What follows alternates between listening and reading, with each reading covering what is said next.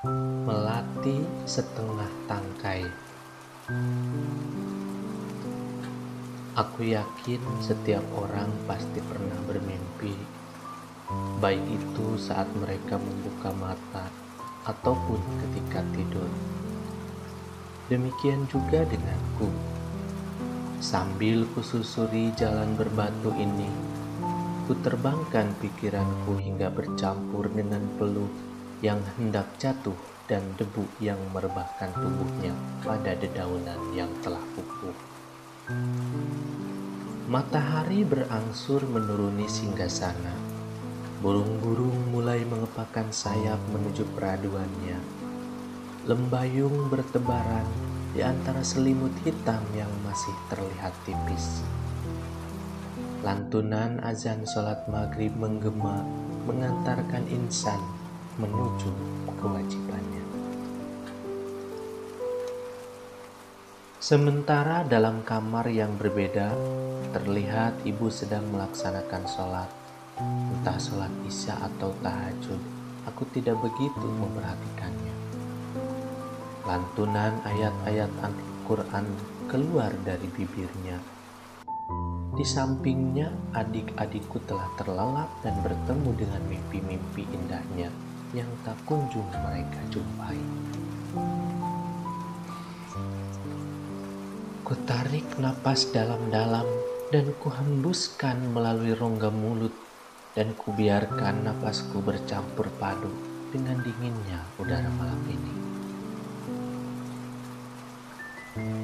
Deretan kastop di sebelah kiri atas tanganku penuh dengan seragamku yang saling berjejal berebut tempat menggantungkan diri. Sebelah kanan, di dekat pintu masuk, sepatu dan sandal berserakan. Mereka tak memperdulikan lagi tempatnya yang sudah mulai reyot. Malam terus beranjak. Angin malam memapah rembulan yang mulai condong ke barat. Udara dari luar semakin terasa dingin dan menusuk pori-pori kulitku. Tiupan angin yang bergemuruh dan deburan ombak yang memecah karang terdengar semakin berat. Sesaat kemudian, ku rebahkan tubuhku di atas ranjang yang berbalut kain selimut tebal.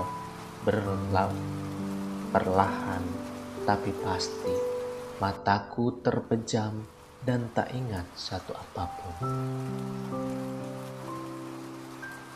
Pagi datang dengan wajah yang menyedihkan.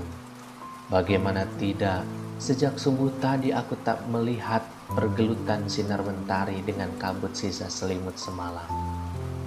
Jam yang tak pernah gagal menunjukkan waktu telah jatuh pada pukul 6. Tapi benang-benang tipis gerimis masih berjatuhan dari mata langit membuat cahaya matahari merangkak lambat di antara awan gelap yang menggantung. Hari ini rupanya kabut pulang lebih akhir. Mungkin matahari masih terlelap dalam mimpinya. Atau hanya sekedar malu saja bertemu denganku yang sudah rapih berseragam. Udara di luar tidak seperti biasanya. Deburan ombak dan angin hangat pesisir tak kurasakan lagi. Nyiur pun enggan untuk melambai. Hanya sesekali saja ia bergidik menjatuhkan embun yang bergelantungan di lengannya.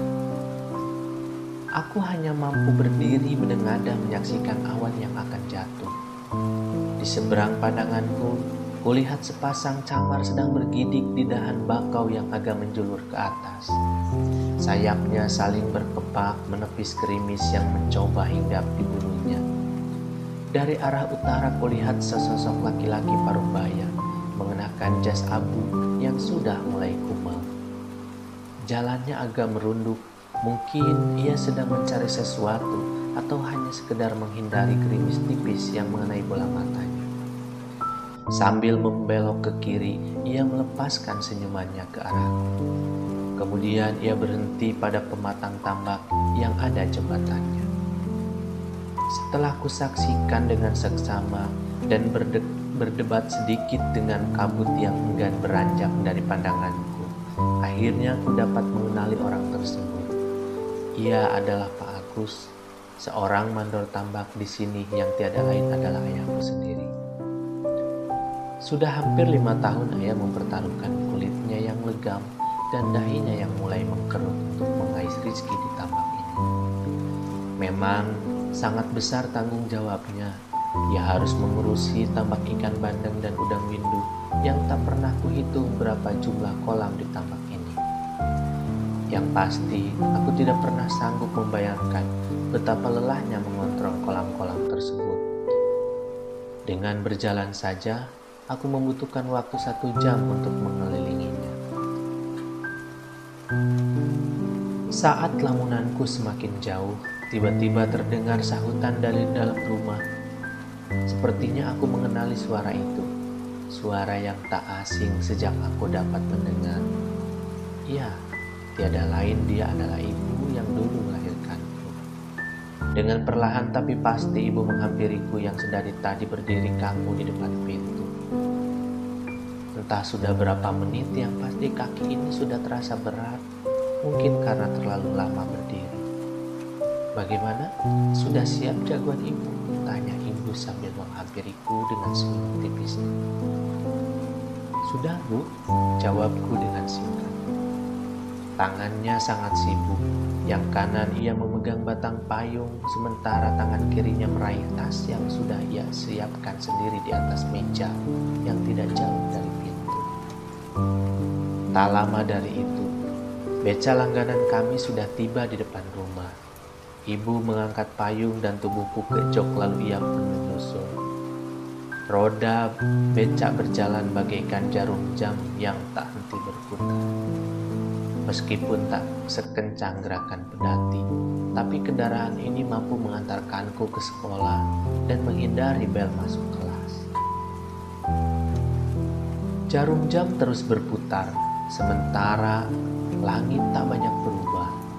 Sepanjang jalan kulihat beberapa anak sekolah lainnya berlari-lari kecil menghindari gerimis. Becak yang kunaiki kini telah memasuki gerbang. Kulihat air di atas gerbang berjalan menapaki ukiran bertuliskan SD Kelayan 4 Cermin. Ya, inilah sekolah baruku. Sudah hampir 1 pekan aku menjalani hari dengan orang-orang yang sangat asing ini. Sudah aku coba untuk menikmati suasana, tetapi hanyalah kebisuan yang selalu kudapatkan. Mungkin karena pada waktu itu aku kurang bergaul, atau memang sejak awal karena tidak ada keyakinan untuk bertahan di tempat ini. Terlebih lagi setelah kejadian yang memalukan beberapa hari lalu. Waktu itu aku terkena palak oleh seorang siswa.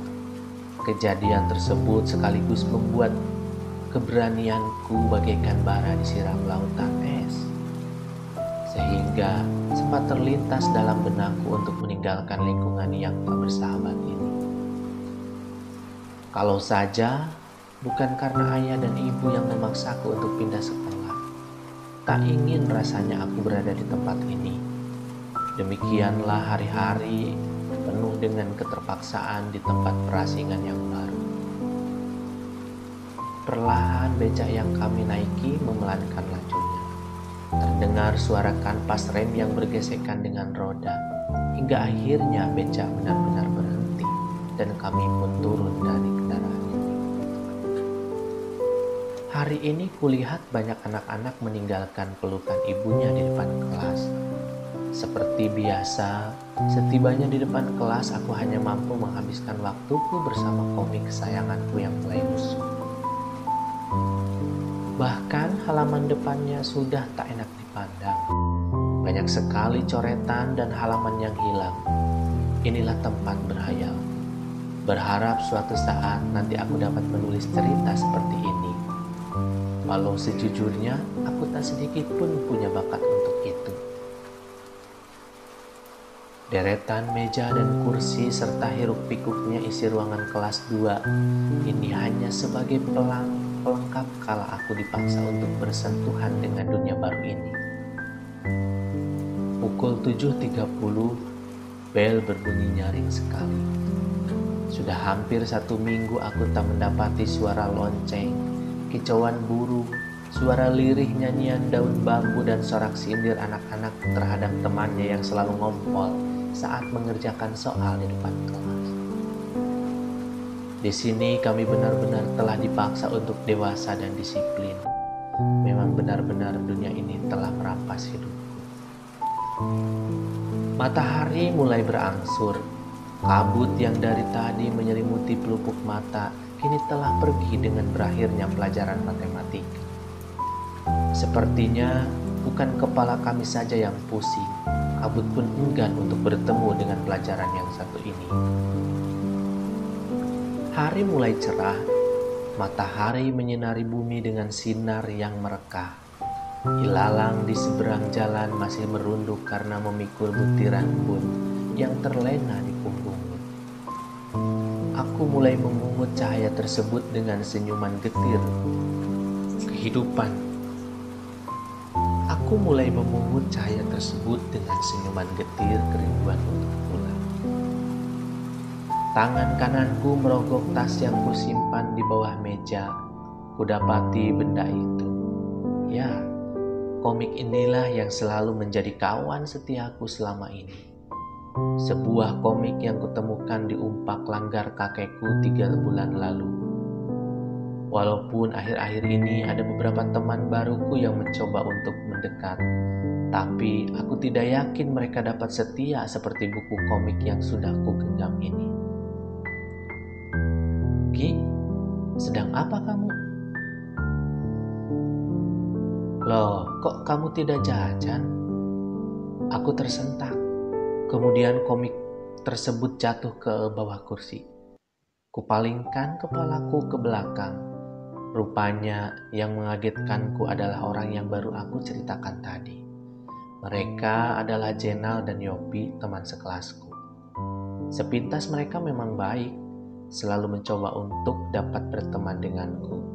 Tapi aku belum begitu yakin dengan sikap mereka. Ditanya malah bengong. Kenapa kamu ini? Apa si Rizal memalakmu lagi? Ucap Jenal dengan serius. Kalian, tidak kok. Jawabku dengan terbata-bata sambil mengambil buku komik yang terjatuh. Lalu, kenapa kamu melamun terus? Ungkap Yopi menatap tajam ke arahku. Aku hanya sedang memikirkan teman-temanku di desa sana, sambil membereskan buku yang sedari tadi belum aku bereskan. Sesaat kami terdiam, kulihat Yopi dan Jenal saling pandang. Mereka mulai berbicara dengan isyarat dan memutuskan biarkan alam yang menyampaikan pesan pada benak mereka masing-masing. Alunan angin menyapu lamunan kami yang mulai dalam. Ya sudah, kamu jangan melamun terus. Kami juga kan sama temanmu juga. Yopi memberanikan diri untuk keluar dari cengkrama alam. Jadi, kalian mau berteman denganku? Tayaku memotong pembicaraan. Kenapa tidak? Justru kami sangat senang kalau punya teman baru. Betul kan, Zen? Yopi melirik ke arah Zenal yang sedang memandangi buku komikku. Betul, Gi. Kalau memang kamu butuh bantuan kita, bilang saja. Baiklah teman-teman, terima kasih untuk kebaikannya. Demikianlah aku mengakhiri perbincangan di siang itu. Siang semakin terik, matahari menampakkan keganasannya. Di luar tak terlihat lagi embun yang bergelantungan. Bahkan bercak-bercak hitam sisa hujan pun telah terhapus oleh teriknya sinar mentari. Suara sirine Pertamina mendengung, menandakan waktunya istirahat untuk para pekerja. Tak berpaut lama, suara bel pulang pun ikut meramaikan suasana. Pak Sawila menutup pelajaran dengan ucapan salam. Kami berbaris menyalami Pak Sawila sebelum akhirnya antrian kami berakhir di bibir pintu.